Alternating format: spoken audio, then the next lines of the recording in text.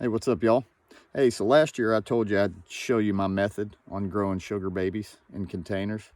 So that's what we're going to be doing today. Mind you, it's not time to plant watermelons in my zone by any stretch. I do have some seeds that I stratified last year, germinating, just to see if they're going to sprout. But I'm just kind of showing you guys because I know my folks down south are probably already getting started.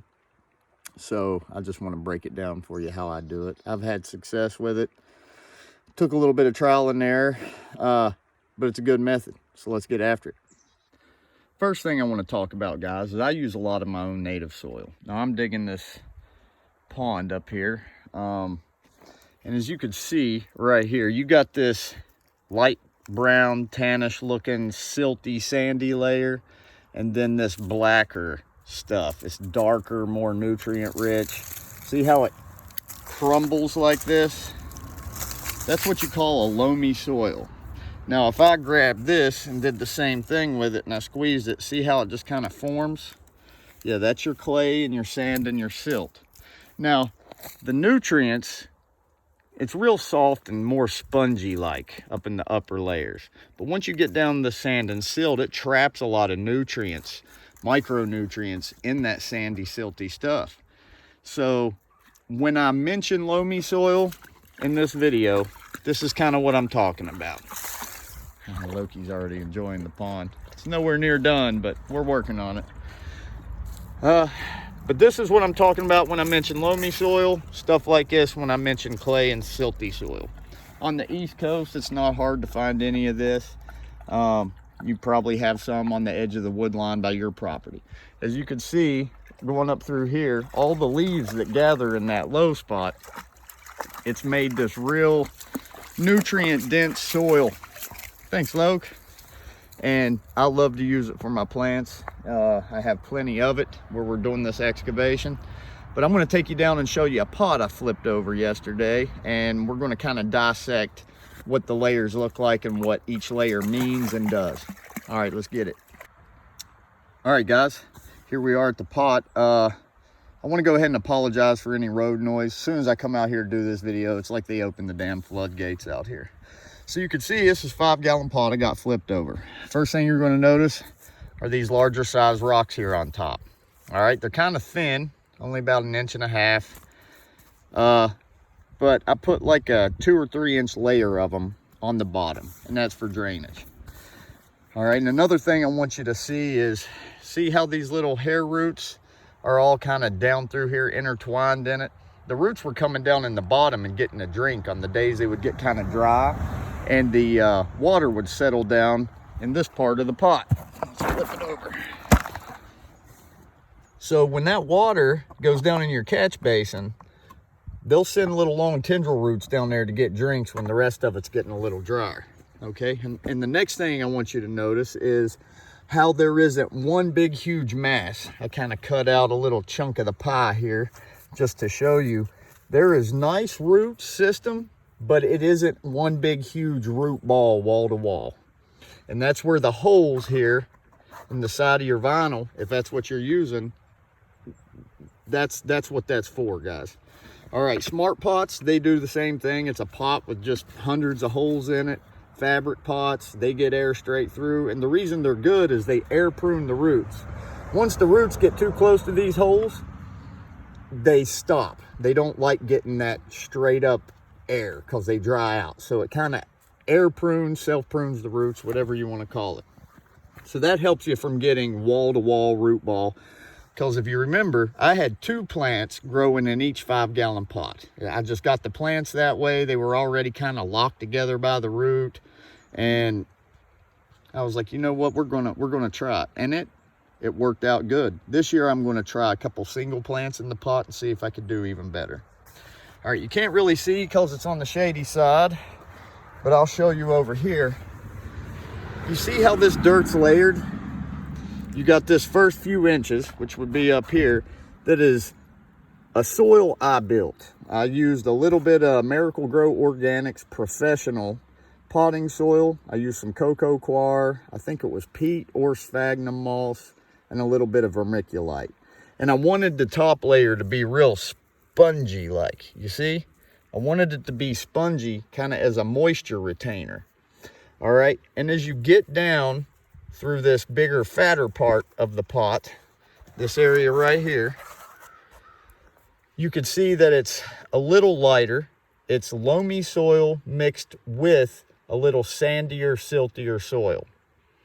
So looking at this pot, about this much of it right here, because I didn't have them filled all the way to the top, they come up to about right around in here. All right, so about this much right here, you want that nice fluffy, spongy soil mixture. You can make it yourself. You could add a little bit of compost to it, some aged manure, which I've got over here, and I'm going to be adding that to some pots. That's one I did the other day. It's ready to be planted. I just put it out here to let it kind of acclimate. But anyways, so this part, spongier soil, no rocks, stuff to retain moisture. You know, you could do that with mosses and cocoa coirs, etc. All right, and the bigger part right here, as you can see, it is nice loamy soil. All right, mixed with a little bit of the clay. There's some rock in there. But what that does is it helps trap nutrients. It still breathes really good. It's not all clay or whatever, but it gives you an opportunity to use some of your own nice, rich, native soil if you got it. And if you do it in these layers and add these rocks at the bottom with the holes, it makes a perfect setup for your sugar baby watermelon growth.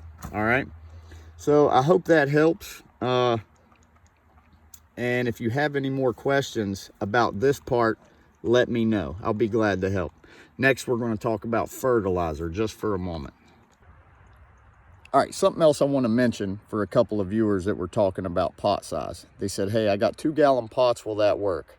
I wouldn't try it. I wouldn't recommend it. 5-gallon is the smallest I'd go. You can use other things. You could use buckets. You could use totes. You could use... you know, whatever you got, tires. If you stack them up, make sure it holds at least 5 gallons of good dirt. Okay. But with that, the catch basin is really important, especially if you're in a warm area. Watermelon's got to have a lot of sun. The pots dry out. So there's two steps I'm going to show you here real fast before we move on. All right. So you see the bottom of that pot, right? It's got that catch basin on it. There's no holes in the bottom. That's what you want. Okay, you want that water that drains through to set down in there, and as it gets warm, because these pots are black, they retain a lot of heat, and that water evaporates back up there and keeps a nice moist layer down at the bottom, even when the pots look really dry on top. And that leads me to my second point. One of my viewers mentioned that they put holes in the bottom. Okay, now if you don't have a pot with a catch basin like this, and you're using, say, like this bucket for kitty litter right here, and you wanted to put holes in the bottom, you can do that, but you need to find some sort of little basin that's at least 2 inches deep to set that bucket in, just so it can do the same. As the water drains through, it'll kind of pool down there, and it'll give those long skinny roots I showed you something to go down and keep the plants alive if you're not able to tend to them daily. Because if you have a drought like we did last year, I think it went about 3 weeks without rain, everything was getting real dry. I almost used all the water in my ponds, had to start going down the creek to get water just to keep everything alive. So if you have an issue like that, you know, making sure you have something on the bottom to retain that water that slips through, you might want to think about that. It'll sure help the plants out. So now that we got that covered, let's move on to the fertilizer. All right, guys, the first thing I want to say about this, and sorry about the traffic, not all fertilizers are created equal, okay? Whether it's granular, whether it's liquid, the Miracle-Gro stuff you hook up to the garden hose and spray it on there, it's all different, and it all has different ratings and ingredients, and for different plants and times of year. See how this is 12-10-5? it should say something more like 10, 10, 10. That is the best for any beginner that wants to use a little bit of fertilizer and just potting soil to try. I would definitely get something that's more balanced. All right, where I kind of have an understanding of how my plants do, and I'm continuously putting compost, and I'll be adding age manure to the top as they grow. I still like to make a nice tea out of this right when they start fruiting real heavy. Okay, because that's tomatoes, peppers, big healthy fruits this stuff is good for. So in the right stage with your melons, a cheaper bag of fertilizer like this Expert Gardener you could get at Walmart is good. Now, I had this from last year. I know there's a fertilizer shortage this year. I don't know what all that entails for the big box stores, etc. But I understand you might have to get what you got to get. But beware that when you search it on Google, how much granular fertilizer do I add to a gallon of water? It says like 1 cup is what pops up. But remember, if these numbers are all different on every different fertilizer, it's going to have a different result. It might be a bad result. So what I do is I'll only take like a tablespoon worth, put it in a gallon, pour water in it. I use my spring water because the pH is a constant 7.5. The optimal range for sugar babies is 6.5, but you know what? Our ancestors didn't have any fancy meters or gauges. They just watered their damn plants, and that's what I do with what I have, and that's spring water. So anyway, I put the stuff in the jug. I leave it set out in the sun. Every time I remember, I go grab the jug, shake it up real good. And then once I notice most of it's dissolved, now mind you, a lot of these granulars have a little bit of bone meal in there and some solid minerals that are not going to dissolve quickly in water. So I'll give my plants about a gallon, a tablespoon each, tablespoon per gallon per plant, all right? But I pre-water before I do that so it absorbs in quicker. Because usually if you let the tops of the pots like this get dry, you'll pour the water on it and it just sits there for a little bit and slowly goes down. But if you pre-soak it and then come back, say 10, 15 minutes later, it absorbs it right up.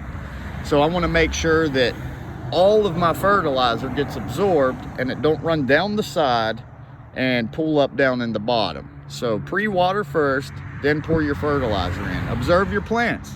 You know, is there any burning on the leaves? Does it look sickly in any way, or does it look like it has vigorous growth? These are all indicators of what your fertilizer did to it. Because if you're just using a regular potting soil to get you started, that'll be enough probably to get the plant through the vegetative stage. But when it starts to flower, it's going to be lacking a lot of nutrients. That's why you need to use the age manure. I got a compost pile up here in the woods. I've got a hole that's about 3.5 foot deep by 3 foot wide that we put all of our compost in there, and I keep churning it up. It is super black, organic. It is going to be great for later stage. Okay, so if you are using all potting soil, you are going to have to find you some sort of fertilizer that works for you and your setup, or compost, or age manure, or a mixture of the three, okay? Because they take a lot of nutrients when they are in fruit. They are big, heavy melons, you know, full of nutrients and water. It takes a lot. So you got to stay up on the water.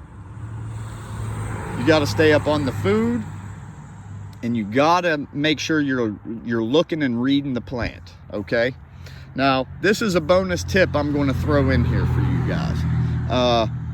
It's last ditch effort. Let's say you forget to water your watermelons, or any plant for that matter, and it looks really bad. It's sagging, the leaves are all crumpled up.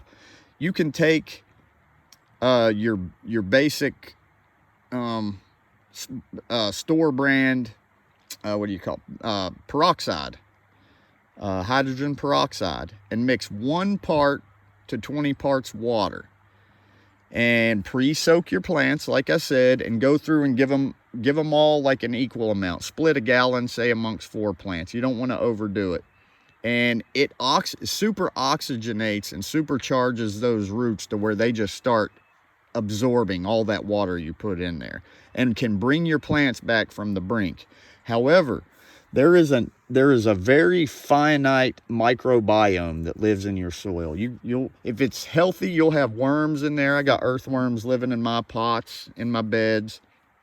But there are microorganisms in here eating the old dead roots, eating that old cellulose and organic matter that's in the dirt. And you want that microbiome to survive. Just because you forgot to water it, don't use the peroxide trick to keep bringing your plants back from the brink, because it is hurting that microbiome in here, and it's eventually going to kill them all off, and bad stuff can move in. Then you could end up with different kind of rots and issues. But I hope you understand that, guys. I hope I covered the basics for you folks down south. I hope that helps get you started. I'm looking forward to seeing if my seeds germinated, and if they do, we're going to sprout some in containers in the house, and then we're going to be ready here in a few weeks when it's time to put them out here. All right, guys. Bearded One, out.